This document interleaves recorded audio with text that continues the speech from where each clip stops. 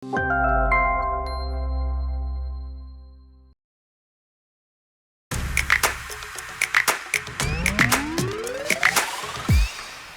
à tous et bienvenue pour cette troisième édition de la mensuelle sur Upcycling TV. Vous êtes déjà nombreux à nous suivre et on vous en remercie.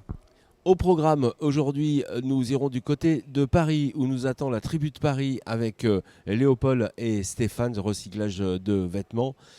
Maud Biron recevra en duplex Sabine Herès du Smart Project. On parlera textile encore et vêtements. Et nous irons du côté du plateau de Zappy Sud où Teddy recevra Nicolas Pont, le directeur éco-conception et recyclage de Veolia. Allez, pour l'heure, on va partir dans les studios de Zappy pour Tribu de Paris avec Léopold et Stéphane. Oui, alors me voici donc avec Maud. Bonjour Maud. Bonjour Franck. Alors, on va parler de textile, hein, bien sûr. L'industrie du textile est une énorme pollueuse, ça on le sait, tout le monde le sait. Chaque année, alors j'ai des chiffres, chaque année 100 milliards de vêtements sont fabriqués, soit 60% de plus qu'il y a 15 ans. C'est énorme. Et il y a 1,2 milliard de tonnes de gaz à effet de serre qui est ainsi rejeté dans l'air, Maud, hein, c'est ça? C'est ça. Tu as Et des chiffres surtout, aussi. la pollution ne s'arrête pas là, puisqu'il y a 20% de cette production qui est jetée ou incinérée, donc complètement délaissée et qui ne sert à rien. Et c'est là que Tribu de Paris arrive. C'est Et ça. Léopold et Stéphane sont là. Bonjour les garçons. Bonjour à tous. Alors, Oui, tout à Tribu fait. de Paris. Stéphane et Oui. Léopold. Voilà. Alors, Tribu de Paris, donc c'est une marque de vêtements éco-responsable qui fabrique à partir de matériaux biologiques et upcyclés. Upcyclés dans le sens où on personnalise en fait tous nos vêtements avec des chutes de tissu récupérées dans les usines un petit peu à droite à gauche pour donc voilà, personnaliser, donner un petit plus à nos vêtements, les apposer comme le vêtement que je porte ici. Alors, comment vous les récupérez, ces vêtements? Alors, pour la petite histoire, en fait, on a commencé par faire nos premiers prototypes et une partie de la première production de nos vêtements avec des vêtements qu'on a récupérés dans notre entourage et on s'est retrouvé avec énormément de matière et c'était assez incroyable de pouvoir donner une seconde vie en fait à ces vêtements. Et dans un second temps, on a fait appel à Uptrade, qui est en relation avec pas mal d'usines en France et qui met en avant sur leur plateforme des fins de rouleau, des excédents de stock et des petites coupures à notre disposition pour les petits créateurs pour donner voilà, une seconde vie à ces textiles. Tout à fait. Alors en plus, Uptrade, on les connaît puisqu'on les a déjà interviewés dans le cadre de Upcycling TV. Oui. Ouais. Alors, la particularité, c'est que vous en faites un objet de mode. En fait, les vêtements redeviennent à la mode, hein, c'est ça? C'est ça. L'idée, c'est vraiment de trouver soit des tissus, soit des vêtements qui sont plus du tout utilisés. On va effectivement les sélectionner. Donc, à partir du moment où ils sont intéressants, ils ont un design particulier comme celui que je porte, donc avec des motifs un petit peu floraux. Voilà, ça donne un petit côté été et on va pouvoir les patcher sur nos vêtements. Mhm. Alors, on voit, il y a des machines derrière vous. Vous êtes dans l'atelier, là, c'est ça? Tout à fait. Vous Ouais. êtes dans l'antre de Tribu de Paris, c'est ça. Mais alors, c'est vous-même, tous les deux. Expliquez-moi comment vous faites revivre les vêtements. Alors, tu veux y aller? Allez. Donc, on a certaines pièces qui sont créées à partir de tissus qui sont complètement upcyclés à 100% et certaines, effectivement, personnalisées. Donc, on a une machine à coudre. Moi, mes parents sont dans la mode depuis très longtemps. Donc, j'ai mis un pied dedans, on va dire, assez jeune. Et donc, on personnalise nos pièces. Ici, on fait la découpe des tissus, on traite les tissus si besoin, et pour les pièces personnalisées, donc on appose ça sur nos t-shirts, les cordons sur nos hoodies, les masques sont cousus à 100% ici, et les casquettes également. Alors, vous les traitez, vous dites vous les traitez, c'est quoi ce traitement? Vous faites quoi? Donc, pour tous nos tissus récupérés, on les lave avec une lessive désinfectante. On les traite avant, effectivement, avant que ça parte chez nos clients.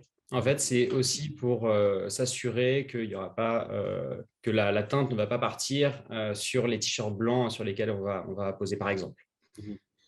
Vous en faites une collection après, ou est-ce que le t-shirt reste t-shirt ou le t-shirt peut devenir un masque, par exemple?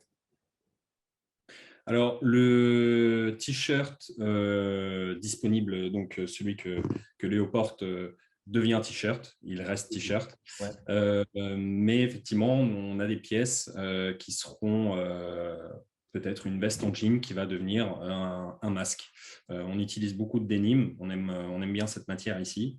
Il y en a énormément, des pantalons, des vestes en jean, des chemises qu'on peut effectivement découper. On tire des toiles plus ou moins grandes et ensuite on fait des pièces avec. Donc pour le moment des bananes et donc notre objectif c'est aussi de développer une collection avec plusieurs accessoires, plusieurs vêtements. Quels accessoires, par exemple? On aurait dans l'objectif de faire, par exemple, des bananes, des bobs, des tabliers aussi pour peut-être une utilisation semi-professionnelle, entre guillemets.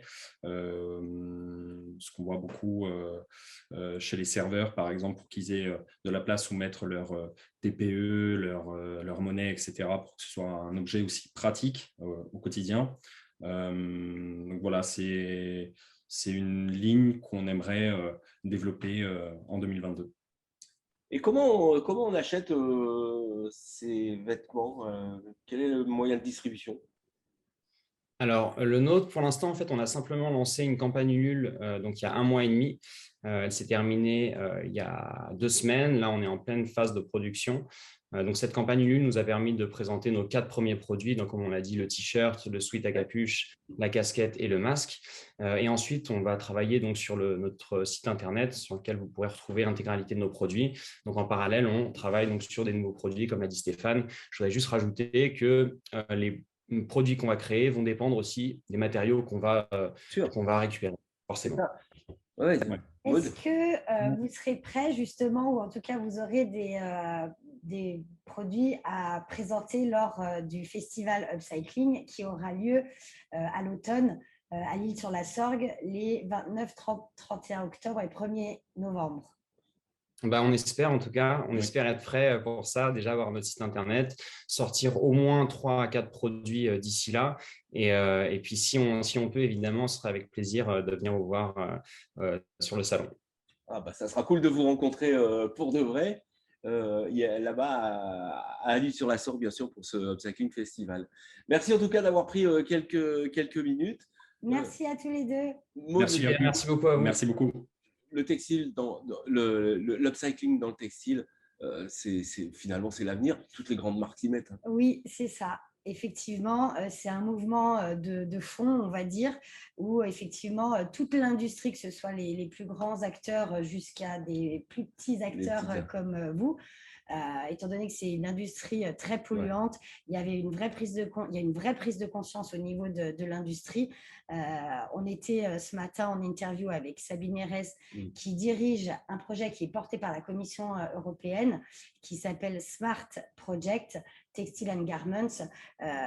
Il est donc question de sensibiliser justement l'Europe à toutes ces pratiques et voir comment est-ce qu'on peut trouver des solutions pour réduire l'impact environnemental. Et on le voit avec Léopold et Stéphane, les jeunes s'y mettent encore plus que les autres. Et bravo pour ce que vous faites, en tout cas. Tribu de Paris, hein, c'est ça? C'est ça, merci beaucoup. Merci. Bravo à tous les deux, merci. Allez, on se retrouve avec nos prochains invités.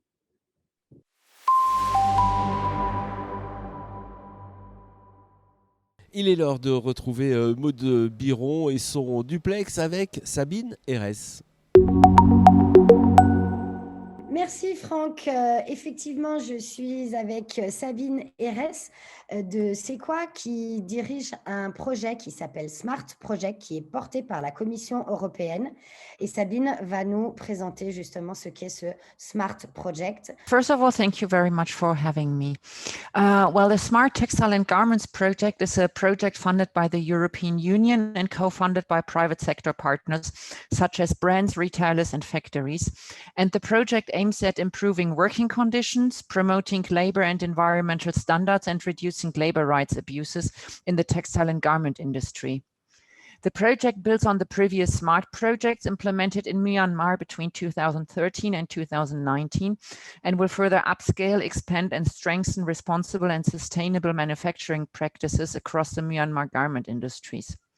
And activities there include training and advisory support for factory managers, workers on workplace safety, labor law compliance, and environmental practices, and facilitating dialogue between the public and private sector. And furthermore, the project has also a European component and informs European consumers about sustainable fashion, especially on sustainable purchasing practices, in order to increase the public's knowledge and awareness on sustainable fashion so that consumers can take a more informed purchasing decision. And the third work package is to foster cooperation among all stakeholders in the sector. Okay. And why is the European Commission engaged in this project? Well, the European Union is one of the largest consumer markets. And for this reason, the EU is trying to ensure that European consumers and businesses make informed purchases and support products that meet the highest possible environmental and social requirements. Apart from that, the EU's European Green Deal identifies textiles as priority sector for the European Union to pave its way towards a carbon neutral and circular economy. And the EU strategy for sustainable textiles aims, which is a part of the European Green Deal, aims to reduce the impact of the fast fashion on the environment and adopting a new circular economy action plan. So thank you very much, Sabine. And more specifically, we talk and discuss topics such as upcycling. So what does upcycling inspires you? I love the creativity of the process to design something new from something old and to improve it or upcycle it on its way. So since many years, I'm producing the majority of my clothes by myself or I buy secondhand. But upcycling even needs more creativity than making a piece of clothing out of new fabric. So it honors the items that I used. Instead of being thrown to the garbage, something new and better is created out of them. And as a massive side effect that protects the environment, as every item that is newly produced instead of being reduced contributes to CO2 emissions. Merci beaucoup Sabine pour cette interview que nous allons pouvoir inclure dans la prochaine mensuelle de Upcycling Festival.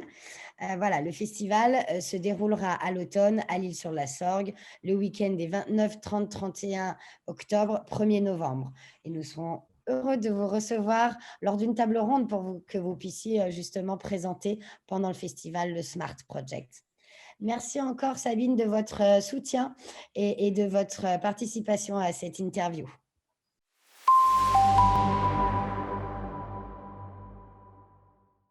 Allez, je vous propose de partir sur le plateau de Zappy Sud. Teddy Folenfant reçoit Nicolas Pont, le directeur éco-conception et recyclage de Veolia.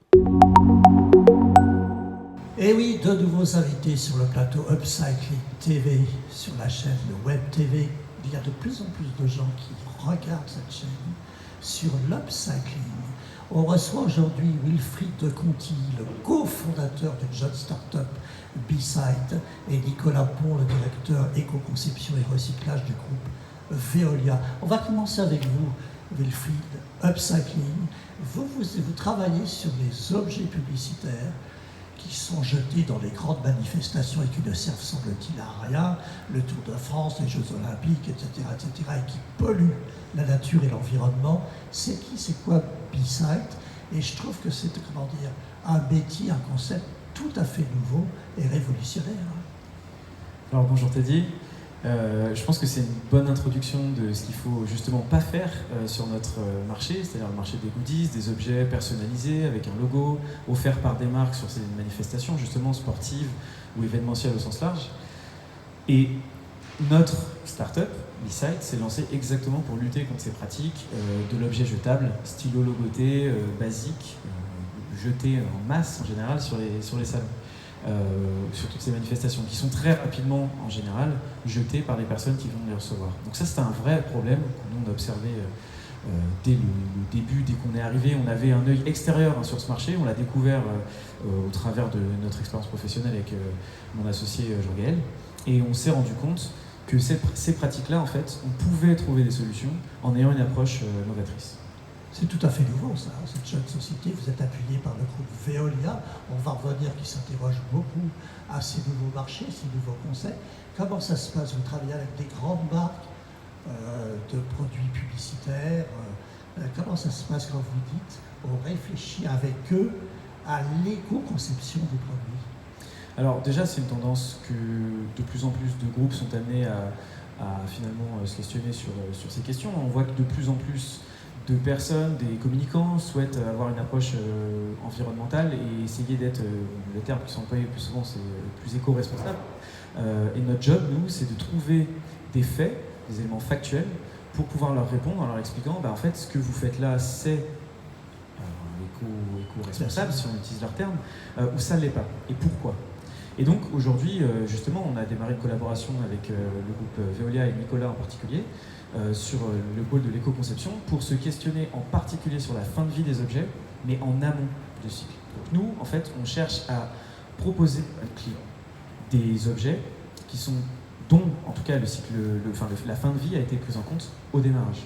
Et on score en fait les objets avec ce critère-là. On prend aussi le critère du bilan carbone. On prend plusieurs critères en compte, de manière à donner un élément factuel à notre client pour pouvoir en fait le faire communiquer de façon éco-responsable. Alors c'est un peu différent de l'upcycling, parce que vous êtes sur l'éco-conception dès le départ de la production de l'objet. Je vais prendre un stylo, vous allez demander au client de travailler sur, dès le début, un stylo qui en fin de vie sera biodégradable, etc. etc. C'est un peu différent de l'upcycling, parce que l'upcycling, c'est on fait du neuf avec du vieux. C'est exactement ça. En fait, il y a deux grandes voies, et en termes de maturité, celle sur laquelle on souhaite se focaliser aujourd'hui, c'est effectivement la piste de l'éco-conception. Donc l'éco-conception qu'on dit préventive, c'est-à-dire qu'on le fait en amont des cycles, de manière à prévoir la fin de vie des objets lorsqu'ils seront en fin de vie, parce qu'ils vont même si on est sur des objets utilisables et durables, ils vont avoir une fin de vie à un moment. Donc aujourd'hui, on en est à ce stade de maturité, et en même temps, on développe une nouvelle gamme d'objets qui justement sont issus du reuse, comme on dit souvent en anglais, de la récup, comme on disait avant, de l'upcycling. Donc trouver en fait comment on peut récupérer des ressources qui existent déjà dans les groupes. Vous savez, des entreprises parfois changent 3 fois de logo en 15 ans. Ouais. 3 fois de logo, ça veut dire 3 fois tous les goodies. Quand on est un groupe de 40 000 personnes, voilà, on est sur des volumes qui sont gigantesques. Donc l'idée, c'est de leur apporter aussi des solutions pour récupérer ces matières, récupérer tout ce potentiel d'objets et en faire de nouvelles choses. C'est une démarche qui est vraiment au démarrage, au balbutiement de l'upcycling dans l'objet publicitaire, le goodies, le cadeau, mais c'est quelque chose qui, à mon sens, dans les 5-10 prochaines années, deviendra majoritaire.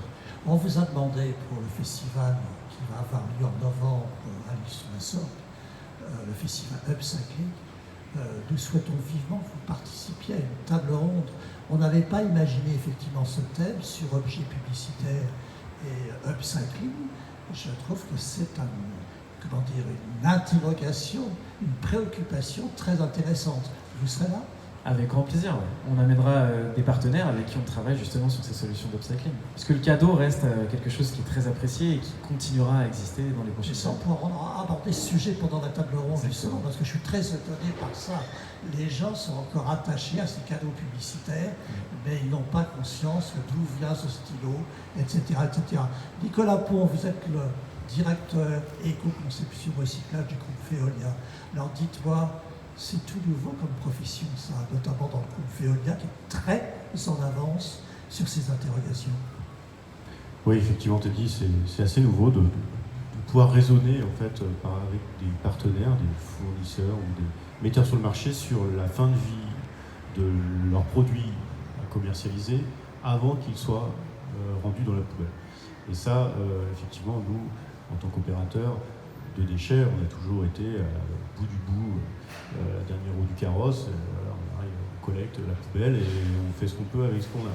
Là, l'idée, c'est vraiment d'agir en amont et de participer au débat et de montrer aussi à certains producteurs d'emballage que leurs solutions actuelles ne sont pas forcément les meilleures et qu'il y en aurait peut-être des meilleures à explorer, ou aussi de mettre des freins sur des éventuelles fausses bonnes idées, comme on peut le voir sur certains nouveaux matériaux, notamment le bambou ou la fibre de cacao ou le palmier, etc. Enfin, il y a pléthore d'alternatives qui arrivent sur le marché qui ne sont pas forcément toujours les meilleures solutions à creuser. Alors, c'est un nouveau métier pour Veolia, hein, mais parlez-moi de 3 sujets. Vous êtes entre Paris et Marseille, je dirais, oui, de l'upcycling, mais aussi de l'éco-conception. Je reviens encore avec l'exemple Veolia Thales, des bouts de réfrigérateurs recyclés qui serviront à la fabrication de cartes SIM dans votre smartphone. Oui, alors ça c'est un cas typique de recyclage, un partenariat entre Veolia et Thales qui nous permet de fournir à Thales un matériau 100% recyclé à base de polystyrène issu du démantèlement de réfrigérateurs, donc la partie plastique des frigos. Et donc ce polystyrène sert actuellement à Thales pour son activité de carte à puce. Donc ça a remplacé son ancienne matière plastique qui était pétro-sourcée, d'origine matière vierge. Donc là, elles sont maintenant à 100% avec une matière recyclée fournie par Veolia. Alors on pourrait avoir plein d'autres solutions, exemples de ce type-là. Parce que c'est une révolution industrielle incroyable et c'est bon, semble-t-il, pour l'environnement. Donc nos prochaines cartes SIM dans nos smartphones, ce sont des milliards de cartes SIM, seront a priori fabriquées en partie avec des réfrigérateurs collectés et recyclés. En tout cas, ça prouve que c'est possible de le faire en matière recyclée. Actuellement, la plupart des cartes à puce ne sont pas en plastique recyclé, c'est des plastiques vierges. Vous avez d'autres exemples dans la région sud? Dans la région sud, ou en tout cas en France, on travaille sur pas mal de pistes de régénération, notamment les pots de fleurs, par exemple, sur lesquels on arrive à refaire à partir de pots de fleurs ramenés chez une enseigne botanique en l'occurrence. On récupère ces pots de fleurs pour les régénérer et refaire du PP, polypropylène issu de pots de fleurs, pour les refournir à un producteur de pots de fleurs qui va refaire du pot de fleurs. Donc là, c'est vraiment une économie circulaire en boucle fermée. On va refaire le même produit à partir d'un plastique qui était issu d'un produit identique à l'origine. Alors après, si on arrive sur l'upcycling, c'est la version 2 en fait, du recyclage. Donc vous avez le recyclage, c'est l'utilisation de la matière. On récupère la matière, on la retransforme et on la redonne à un industriel pour refaire un produit identique ou pas, donc soit une boucle ouverte ou une boucle fermée. L'upcycling, c'est lorsque le produit est trop compliqué et difficile à recycler, mais qu'il a quand même un potentiel, parce qu'il est joli, parce qu'il a une matière qui mériterait d'être utilisée, c'est de refaire un nouveau produit avec. Et ça, c'est quelque chose qu'on regarde aussi, nous, chez Veolia, parce que c'est pour nous une filière particulière, au-delà du recyclage, en tout cas parallèle du recyclage, qui peut être aussi intéressante pour éviter de perdre, encore une fois, la matière ou un produit, en le détruisant via une mise en décharge ou une incinération, parce qu'il y a des fois, on est confronté, nous, à des déchets, des produits en fin de vie qui sont beaux, qui sont neufs, qui pourraient être utilisés. Encore faut-il trouver des partenaires, du coup, des artistes ou des ESS, l'économie sociale et solidaire, qui seraient capables d'utiliser ces matières premières pour en refaire un produit. Mais ce sont de nouveaux marchés, effectivement. Veolia, vous les étudiez sérieusement. Mais aussi, il faut dire, a priori, c'est bon pour l'économie sociale et solidaire, parce que insertion et upcycling, nous sommes aussi en plein dans le sujet. Voilà, c'est pas forcément que de l'insertion qui va pouvoir refaire de l'upcycling. Il y a aussi des artistes tout à fait connus qui le font déjà. César était bien sûr sur ça. Donc c'est pas une idée nouvelle.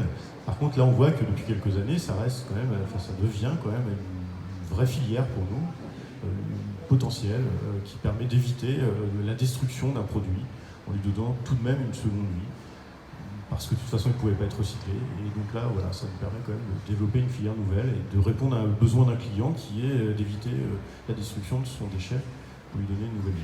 Et puis l'upcycling, ça peut être très beau quand on voit des artistes, des créateurs dans la mode, le textile, etc., dans l'habitat, dans tout ce qui est loisirs. L'upcycling, ça peut être très très beau. D'ailleurs, moi j'ai été surpris, pour ceux qui regardent notre lettre, vous avez une plateforme que j'ai découverte, produite par Veolia, Living Circular.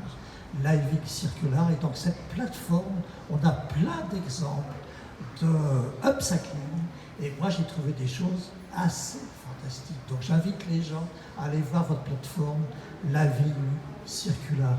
Mon cher Nicolas Pont, on espère vivement que Veolia, je lance un appel, vous serez avec nous au 2e festival Upcycling TV, Upcycling, Festival Upcycling à l'Île-sur-la-Sorgue.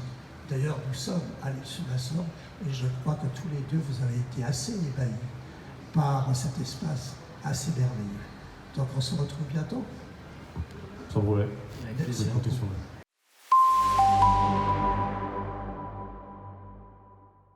Voilà, j'espère que cette émission vous a plu. On va se donner rendez-vous le mois prochain pour une prochaine mensuelle sur Upcycling TV.